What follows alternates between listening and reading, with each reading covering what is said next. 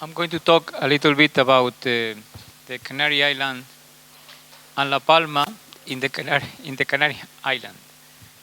The Canary Islands is a region, autonomous region of Spain, as Carlos said earlier. In Spain there are 17 Spanish regions, and the Canary Islands is one of them. There are 7 islands in the Canary Islands, 7 main islands. Another one which is a smaller one. Now we say that there are 8 islands, La Graciosa. And La Palma is one of these islands, which is one of the most western islands in the Canary Islands. In total, the region of the Canary Islands has 7,500 square kilometers. So it's not a large extension of territory, and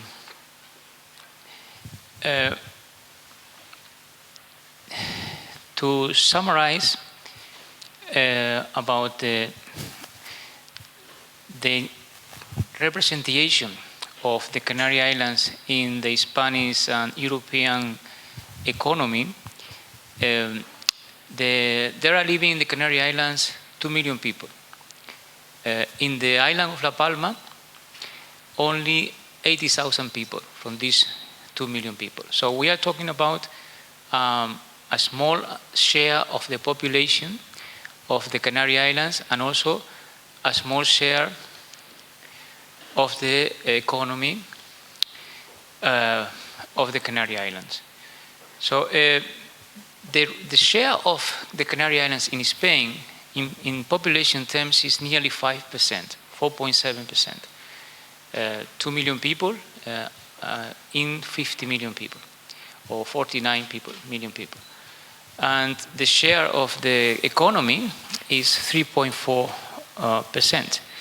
So what this means is that we contribute less through the economy than through the population. So this means that the Canary Islands is a less developed economy, or the society, the welfare of the society in terms of the material things is less than the average of the Spanish population, and therefore the average of the European Union. The total amount of the economy of the Canary Islands is about 45 billion euros, 45,000 million euros, 45 billion euros. But this was the amount before the pandemics. We are still recovering. 2022, we didn't reach the amount previous to the pandemic of the product of the Canary Island. I'm talking about the product, the internal product of the Canary Islands, and it's expected that we exceed the pre-pandemic level in the next year. So the income per capita is relatively low with respect to Spain. It's one of the lowest in Spain. And of course with the average of the European Union. We are talking about 80,000 euros per capita. And in La Palma is a little bit lower as well. Not much lower, but it's about 10% lower than the average in the Canary Islands. So what kind of society and economy, and what kind of territory we have? We have a very rich natural environment, and this is, we have an important diversity of ecosystems, and natural scientists will illustrate you about this wealth of in the Canary Islands. In the next week, we will have an encounter, and also in this week, a professor from the University of Las Palmas will illustrate you the natural ecosystems and wealth of the Canary Islands. It's one of the territories in the world with more biodiversity levels, and various species, indigenous species, very indigenous species that are unique to the planet. I'm not going to get in depth about why is that specificity, but you will know about it. And the landscapes also are specific to the volcanic. It is a volcanic land coming out of the these volcanic eruptions. And as you know, La Palma is one of the islands which has a part which is more recent and is still erupting. In the eastern side is much older than the western side. The western side is the one where we are now, and this is vibrant still, and there can be eruptions at any moment. And in the last centuries, we have had a number of eruptions, historical events coming out of volcanoes, and the last one was the one in 2021, which caused a major disruption in the area in terms of the population displacement and damage to property, and also damages to the landscape, as you can see, and you are going to be able to see. So this wealth of nature has allowed us to develop the main economic activity, which is the tourism. Traditionally, the Canary Islands was an agricultural society and monoculture over the centuries. We were in the 17th, 18th century a very important wine production in the world. Wines were much appreciated in the European capitalist countries and in the royal societies and so on. And the wine was the main export crops. And then came different crops, and in the 20th century, it was developed the tomato exportation as an important crop. Also became a monoculture, and then the banana. As you can see, a lot of banana in this island, in La Palma. So banana is now the main exportation crop. But since the 1960s, Canary Islands appreciated that it has an important resources, landscapes, the beauty of landscapes, the culture, and all these natural resources, that also the climate. It has the most important natural asset in the Canary Islands is climate. It is considered one of the best climates in the world. It's very pleasant all the year. You don't see that extreme heat or that extreme cold. Only in the winter you can see in the mountains a little bit of cold. But in the seaside it's always pleasant and nice, between 16 degrees Celsius and 25, 28. So if you have a heat peak, it can be 35, but this is only a couple of days in the summer. The question is, how is this going to change with the climate change? But this has been over the years. So in the 1960s, there was an opportunity because the tourism industry was starting. Spain was a leader in the tourism industry, and the Canary Islands started to develop based on tourism. So we passed to be immigration society. Most of the people in the Canary Islands had to go abroad to make a living and come back with some savings for the local economy. And in the island of La Palma, you are going to see people from Latin American countries. We have a lot of strong relationships with Latin American countries. With Venezuela, it says that in Venezuela we have the first city of the Canary Islands, more than 500,000 people living there, in Caracas. So we had that need in the past, but from the 1960s we became a boom in tourism economics, and this is what has raised the living standards in this region. Although there are a lot of handicaps yet, because we are a tourism economy. We receive 50 million tourists a year before the pandemic. We are reaching that level this year. Last year we were close in 22, not very much close, but quite close. And now this year maybe we exceed that number again, 50 million new tourists. The markets are very much concentrated in the European market and the market of Germany and the UK. I want to draw you to two important reports that have a lot of data on these key statistics of the Canary Islands. The first one is this Tourism Observatory. This is a report by the Tourism Observatory of the Canary Islands, I will send it to you. You will have it available. It has a lot of statistics on different indicators of sustainability. And the second one is, okay, no, it's this one, the first one. This is in Spanish, but it's very well, it's easy to understand because it's only graphics and figures and so on. And you will see a lot of data of the different sectors of the Canadian economy. As I was talking the importance of agriculture in the past, but now agriculture is only 1%, 2% of the economy. Not very important at all. Very small number of people. But in La Palma, it's more important than in other islands. So La Palma is more agricultural than the rest of the islands, because La Palma also is less touristic, less number of tourists. In La Palma, we have only 200,000 tourists per year. Out of 15 million tourists, this is a very small amount, right?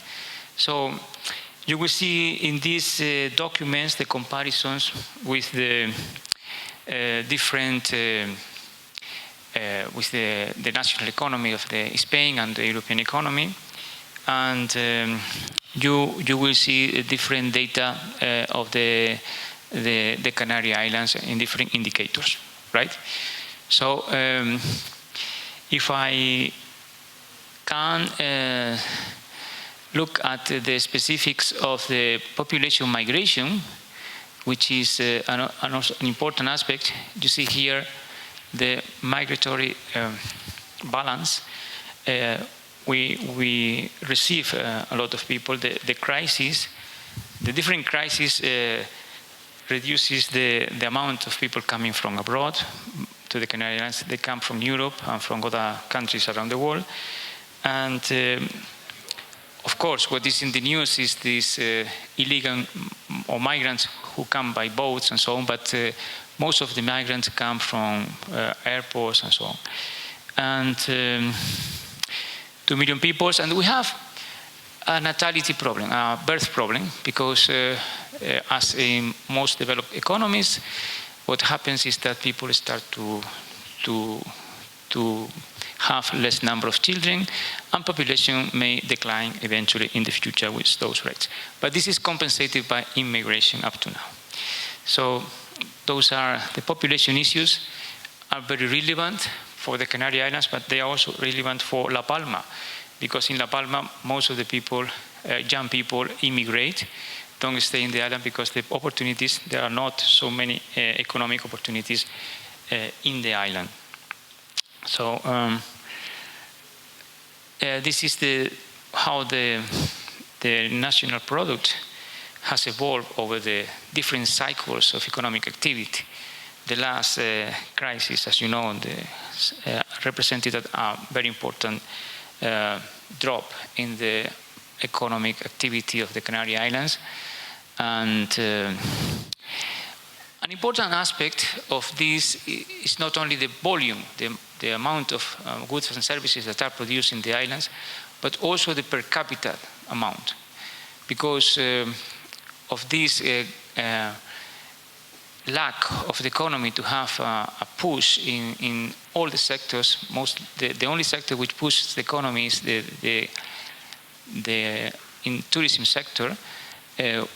We have that the per capita income has been declining in respect to the European average in the last 20 years. So this is a shocking performance that somehow has to be turned around with a more different approach to the development process.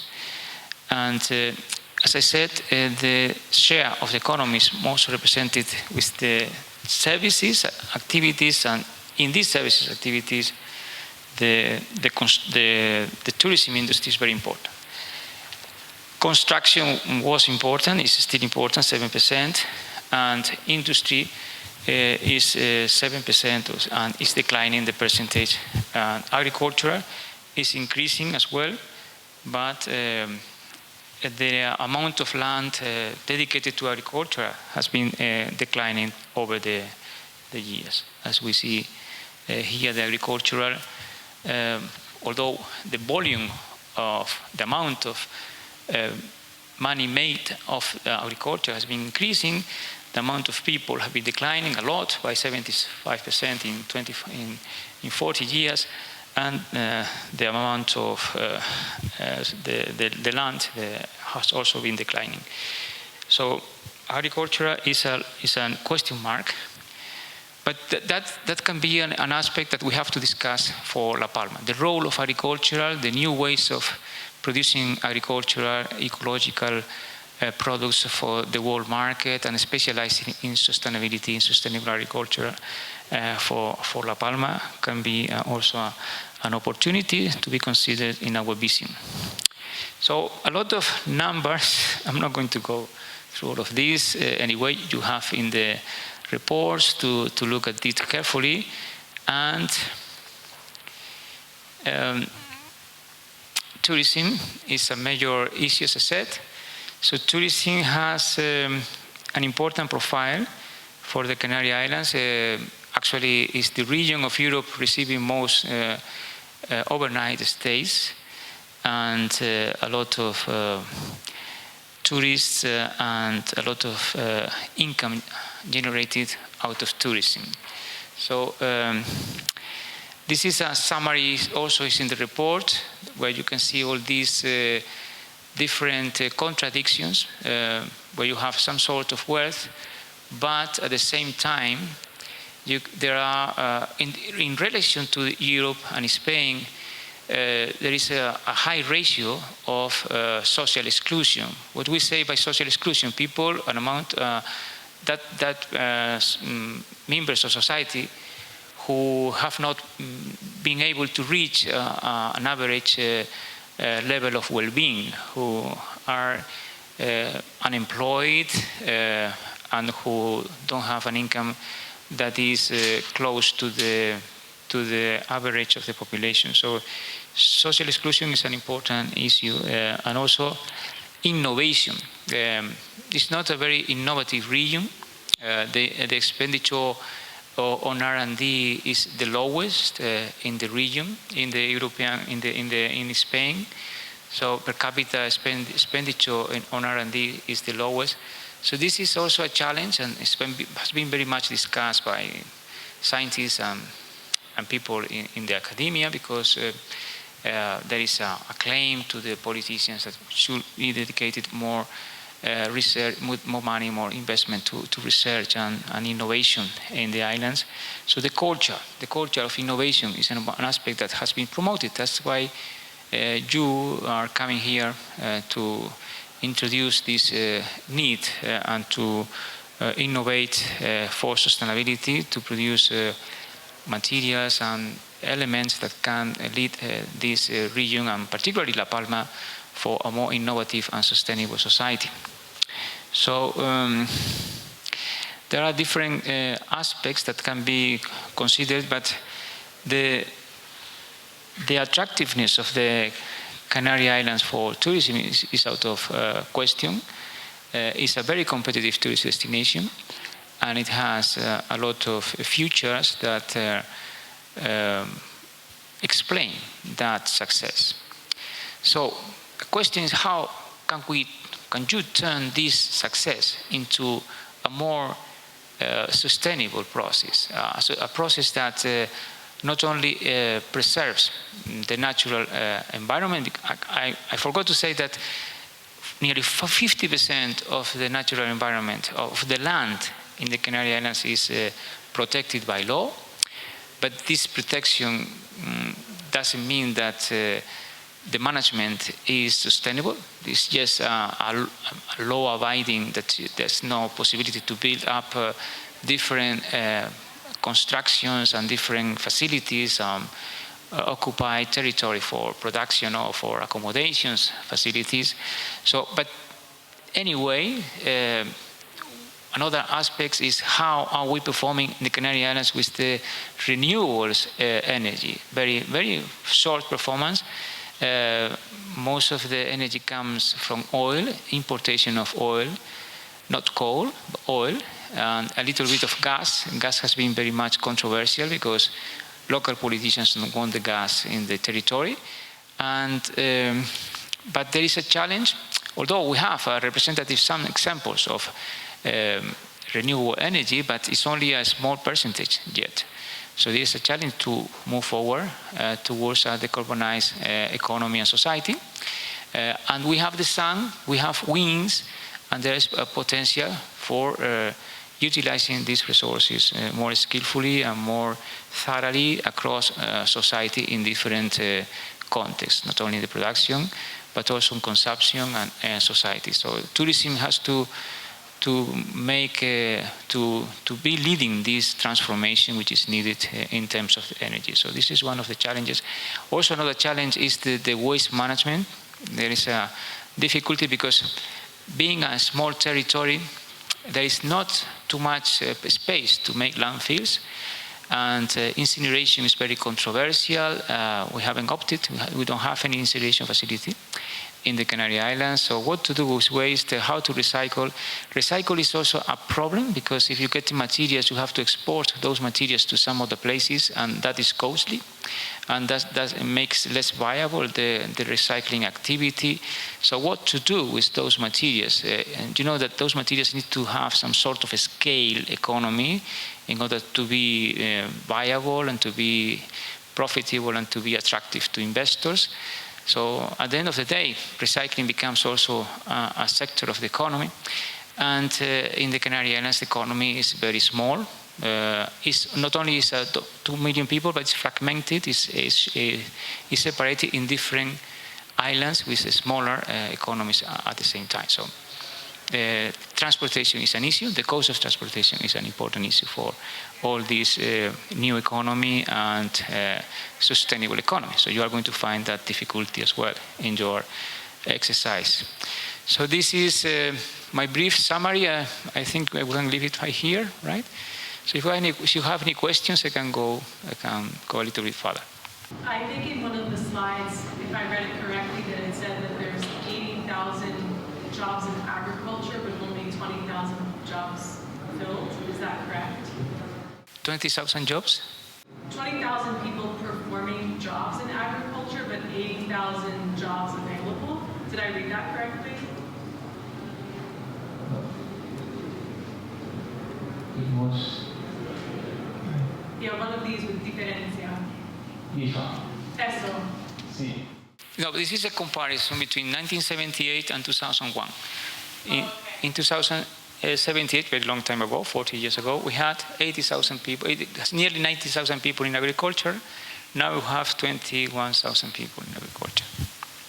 So that's the... Yeah. Yes. Have you observed the effect of climate change on the statistics that you are presenting today in terms of agriculture? I would imagine that the number of people in agriculture is less. It's probably because between 1978 and 2021, it's more mechanized. I mean, it's more modern type of agriculture. You need less people. But in terms of climate change, have you observed a trend over the past 10 years that this is affecting some of the standards? Yes, we have observed that climate change is damaging the agricultural cycle because those heat waves produce an anticipation of the crops, and sometimes crops need to be matched with the markets because these are exportation crops. And if, for example, tomato, which is an important crop, is available in a different time of the year that the markets are available, you don't know what to do with those tomatoes. So there are those imbalances between what is the production caused by climate change and the market. So yes, but it's difficult to assess what is the exact amount or the exact implication of climate change for agriculture, what has been so far.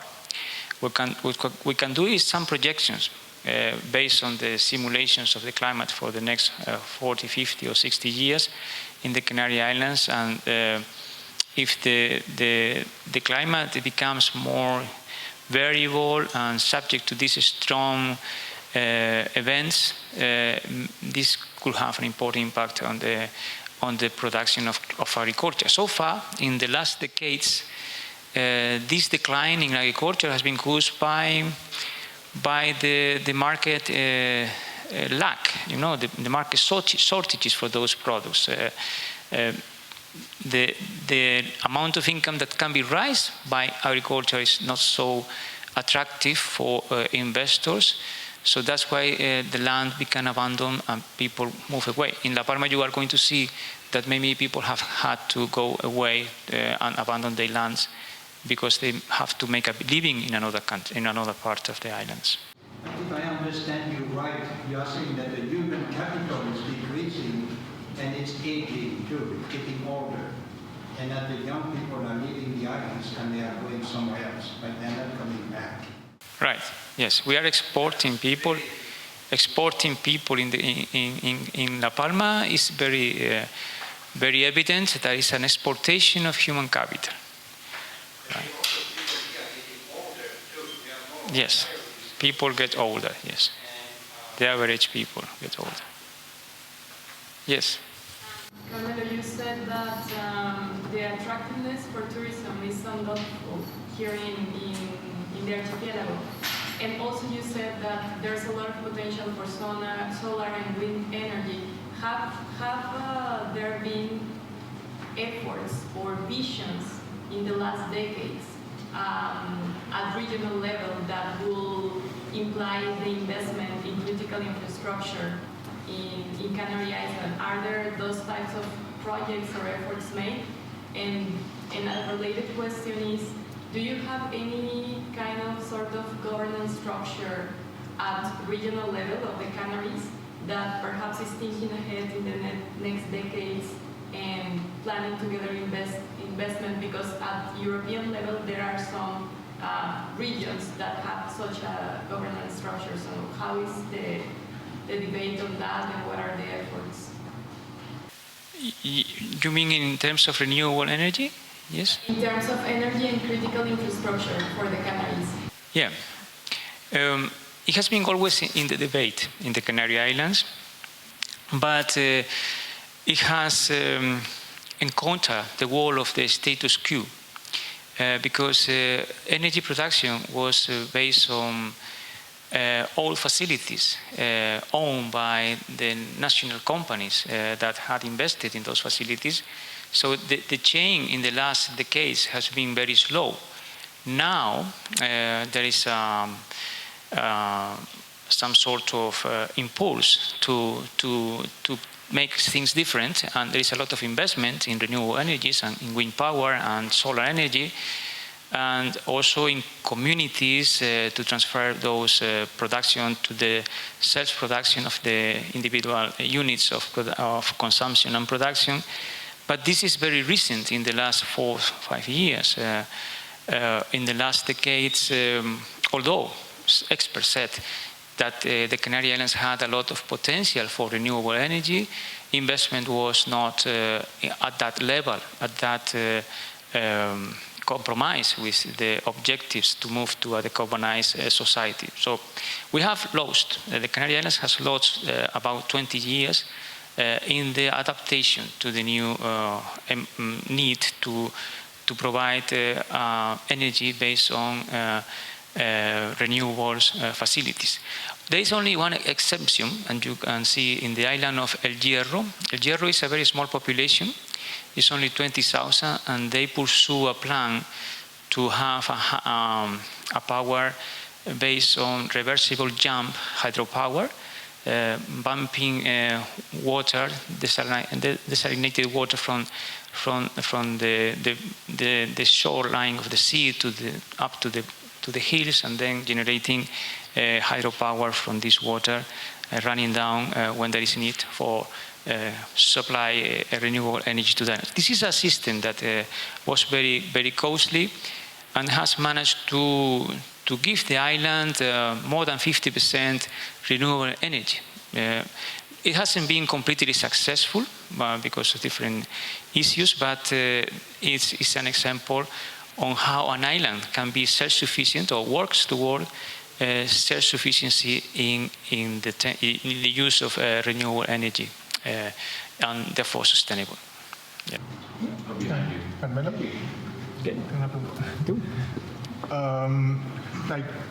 You were speaking about the success of the tourism in the Canary Islands, like of this machine of making money. But by the other side, you also told us of the social exclusion that the population have on the islands. So my question is, what's the problem with the transfer of the richness of this part of tourism with the population? Why is not transferring correctly? No, there is a system of social welfare, of course, working on, and the system works reasonably well. I mean, it's not a system that is completely failed.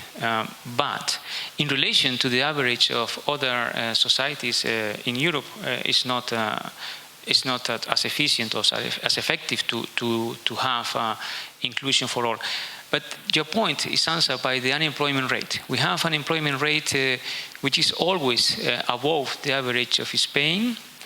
It's one of the regions where the labor markets doesn't work perfectly well. So the unemployment rate has been historically nearly 20%. So this means that a large share of society, because of this unemployment, and employment is also higher for females than for males people. So this is a reason that leads to less income for some groups of society. Talking about biodiversity, in South America, like 2 decades ago, the jaguar was about to go to extinction. And therefore, a lot of efforts started to take care of that big cat, because there is a concept which is called umbrella species. So if you keep this cat well, the rest of the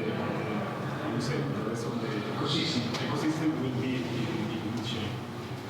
So I was wondering if there are big mammals in this island. Yeah, that's the question. No big mammals. We have a lizard, the giant lizard, but it's like this. So, no big mammals. There are introduced some mammals. That is like deer for the hunting in the mountains, and they can cause a lot of problems because they are not from the islands and they damage the ecosystem. Yeah, maybe a related question. You said that like 50% of the island is protected area, but that doesn't mean it's managed sustainably, you said? Do you have like some kind of nature reserve, or like how is that land used? And then maybe a follow-up, do you have a lot of invasive species on the island that cause a lot of problems related to biodiversity? Can I start by the second one? Yes, we have a lot of invasive species, a lot of problems with invasive species. I can say that, I mean, I'm not an expert on ecosystems and biological sciences, but what my colleagues said me that is that we have, the ecosystems are very fragile, because in islands, the individuals of the ecosystems in islands are not used to those big predators, to those threats that come from different types of organisms that are in the continents, but in the islands they are not. They are more isolated, so they live in peace. And when it comes some of these invaders, they cause a lot of problems in the ecosystems, and we have a lot of problems. You are going to be introduced to those invasive species and the problems that cause in the ecosystems. And in relation to the management of the natural areas, we have 4 national parks in the Canary Islands. So it's the region of Spain with more national parks per square kilometer. And this is representing the need to preserve a lot of important ecosystem services and landscape services and all types of richness in the nature facilities that this land has. So yes, the need to preserve that percentage for land came because of the strong pressure that the population had been causing on these natural environments because of tourism. Tourism is a very predatory activity. It wants to occupy everything and to invest in resources and so on along the coast, along the beaches and every place. So there was a lot of tensions in the 1990s, and that's why the politicians, the people elected by the population, were much concerned about this pressure coming out of the drivers of the economic activity, tourism and population growth, where all feedback looks with tourism. And, you know, an example is Fuerteventura is one of the islands. It had only 30,000 people in the early 1980s, and now it's 120,000 people. Not all these people have been born in the island, so it's producing wealth for people coming there, so they are migrants. Of course, they are welcome, but they are transforming the island, the beauty, the natural landscapes and the ecosystems and so on. So the damages that the industry was causing, the main industry was causing and the potential damage that was causing to the natural environments was so much noticeable that the politicians had to enact different laws to stop those processes and to say, let's preserve these lands that are valuable so that they are not touched by this development process. So it was a big fight. It is still a big fight in the stakeholders in the society. And there is a lot of controversy because since 2000, we have a moratorium not to build more tourism facilities in the area. 2000, we have been 20 years with a moratorium. I think there's no place in the world with that kind of moratorium. Whereas Spain has grown a lot in the land occupied by tourism. This in Costa del Sol, in those coasts in Spain, we haven't grown the amount of facilities in 20 years. Just a little bit because all the projects which are accepted, they have to be high-quality projects, five-star hotels, demonstrate that they are strategic projects for the development of the industry and society. So the industry is very much under control, and this is a lot of complaint by the stakeholders in the activity as well, and there is a lot of debate and discussion of whether to go forward, move to more tourists, and this is an important debate in La Palma as well, as you are going to find, because La Palma wanted to emulate the processes that had occurred in other islands of the Canary Islands, as I said, Fuerteventura, Lanzarote. So we have two main islands, Gran Canaria and Tenerife. This is 1 million people in each of the islands, and the other islands, we call them the small islands, but they are not so small. They are small in terms of the population and very much in need of a development process that is sustainable. Just a quick clarification. So this moratorium for 20 years, essentially nobody's allowed to build any tourism infrastructure unless it's a five-star strategic project, yes. There is a commission in the government which evaluates the project and accepts it or rejects it. We've heard a lot of talk about the land in the Canaries, but what about the oceans? Is there much look at the marine environment, coral reefs, scuba diving, fisheries? How does that play in the islands? That's a good question. There is a lot of ocean, so more than 1,000 squares of kilometers of coast. So yes, we have a lot of natural areas preserved in the oceans, these areas of interest for scientific interest and social interest. They have their own figure in the European legislation.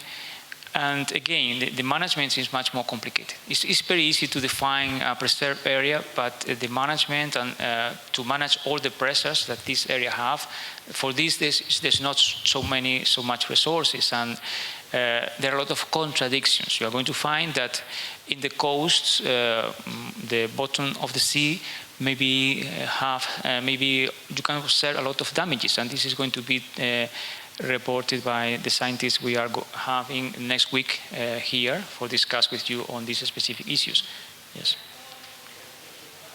Thank you. Yes. Just a Yes. I'm wondering what impact have volcanic eruption has on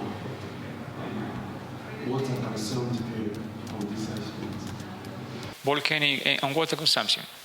Yeah, the volcanic eruption, as you are going to see, cut the western side of the island. So it left uncommunicated one part of the western side, the southern part with the northern part of the western side. So this meant that a lot of the water communication lines were cut by the volcano eruption, by the lava.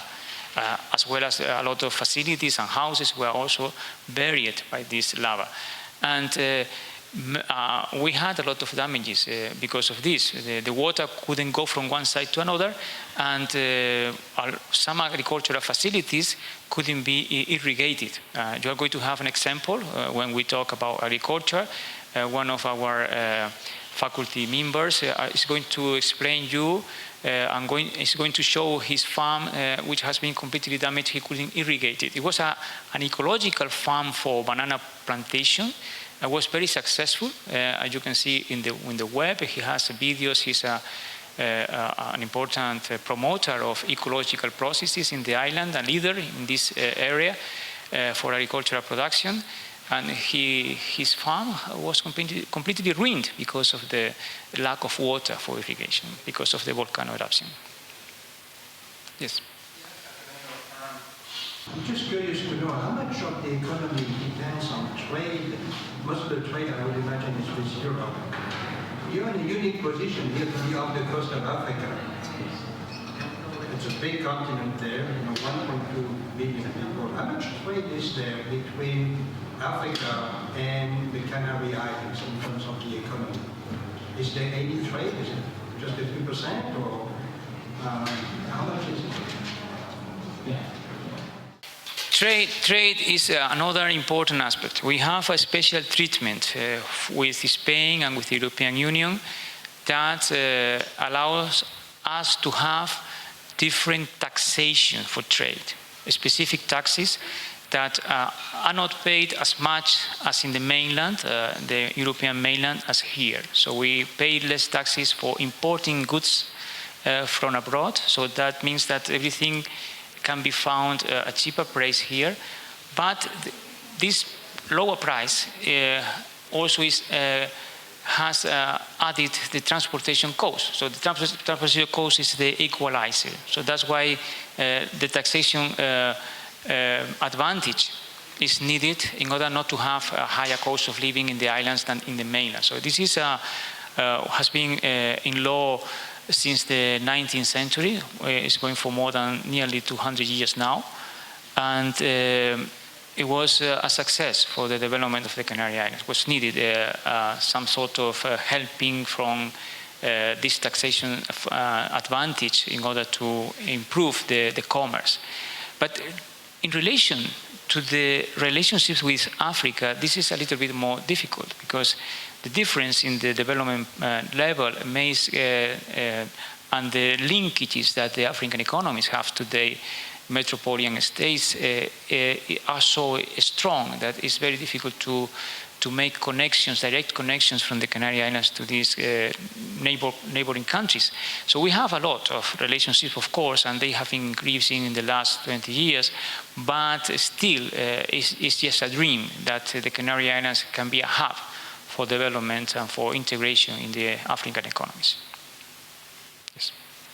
So I'm curious about the portion of food that is being produced or provided for the 2 million residents, the 15 million tourists that are coming.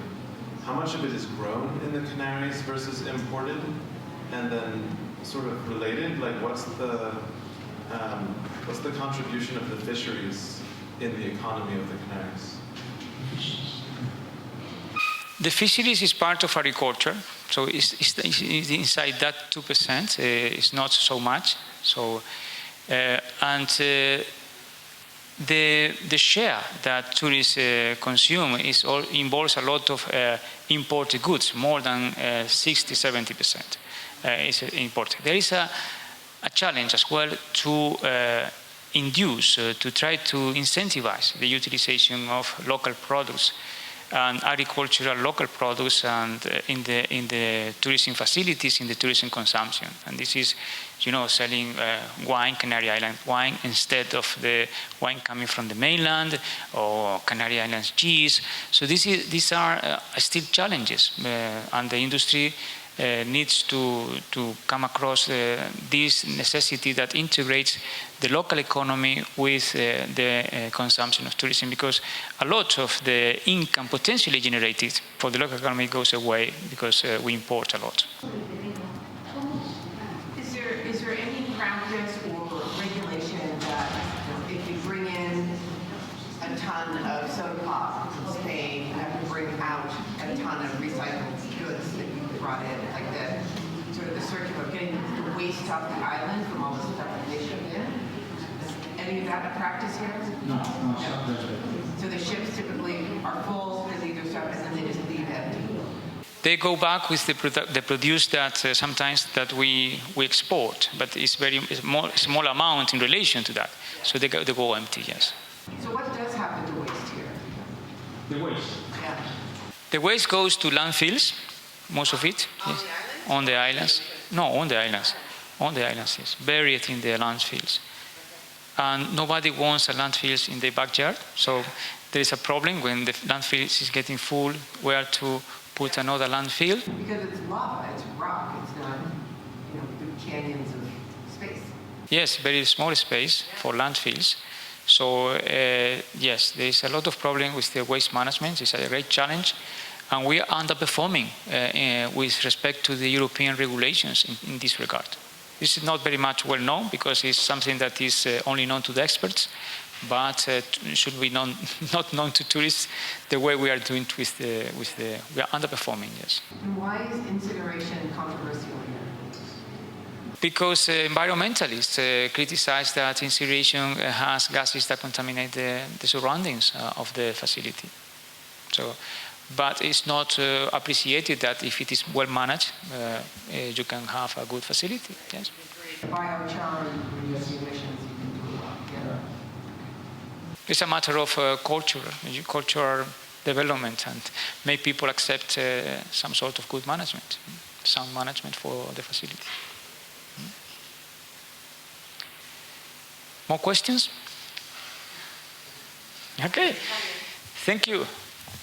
Yeah, like you were speaking about this 20 years moratorium of non-constructing like anything in the Canary Islands, no? Like destination to tourism. But last year, there was this project that was called Cuna del Alma, that it was going to be 420 villas of luxury, a hotel of 430 meters squared area in a protected area in the south of Tenerife. Also the port of Fonsalia that was stopped by marine biologists 2 years ago. Here in La Palma, there's a plan for an eco resort of 1,000 million squared in a Red Natura 2000 area of more than 1,400 beds. So what's the moratorium there? Yes, but what you are mentioning, they are very small projects in the context of all the supply side of the tourism industry in the Canary Islands. They are these are parts of those projects that the government considers that are strategic and should be allowed to go on. Although they become controversial because they touch and they interact with that natural areas that are reserved and so on. So, of course, the practice sometimes is complicated, but yes, we have a moratorium, but some projects go on, sometimes because the government accepts it, sometimes because there are rights from the past that become materialized now at the moment. So it's very controversial, but it's not the rate of growth that could be if there is not moratorium. Okay, so maybe it's corrupt, the government, or... Oh yes, we are a very corrupt society. Corruption is it's an important point, yes. Yeah, that's what I was getting to when I was asking the question, is the way that that moratorium is set up. It's like, no, nobody can construct, but we'll decide when it makes sense.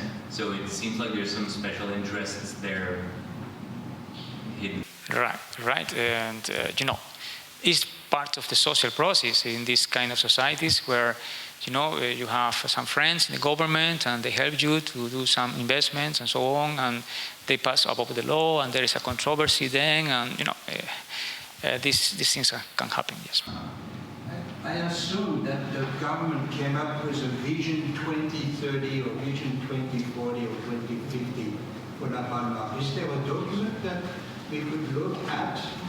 It's kind of, we are here, there's a vision here, let's put a rubber band between the two, you have creative tension, which gets things moving. Is there a Vision 2030 document that we can look at for La Palma?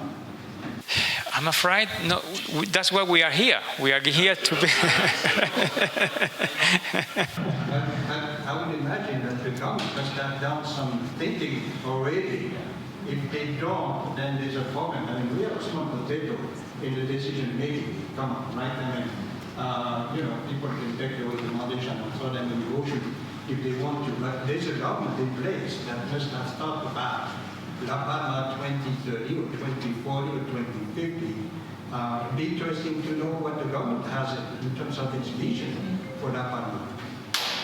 The government in La Palma, not so much, but the Canary Islands has been working in the last 4 years, the previous government, because now we have changed the government, on a vision for 2030 in terms of the sustainability development goals, how to move the Canary Islands society, environment, and whatever, the Canary Islands territory towards a more sustainable pace compatible with those sustainable development goals, and has an important document which is on the web on the Canary Islands 2030.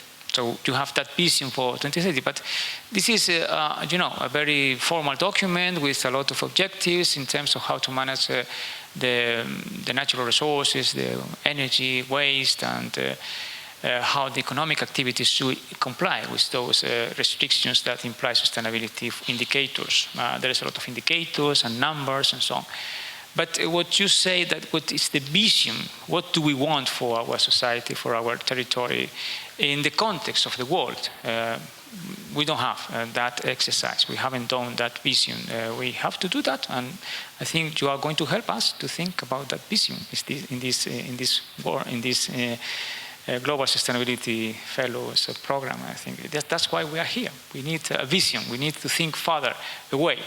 Although it may not a very defined vision, but can be blurred, and we can go. That's why arts is important. Arts is creative. We are evolving towards those by an artistic vision, a vision to be in that place in the future. We don't know how we are going to be, but we have to be flexible. We have to be adaptive and to move forward towards those situations that the future are going to bring us. More questions? Okay, so we will leave it here. We will have more discussions on all the topics you have been asking, and we are going to have a lot of discussions on this week and next week. Okay? And you're going to be sharing the... Yes, you will have these documents as well. Thank you.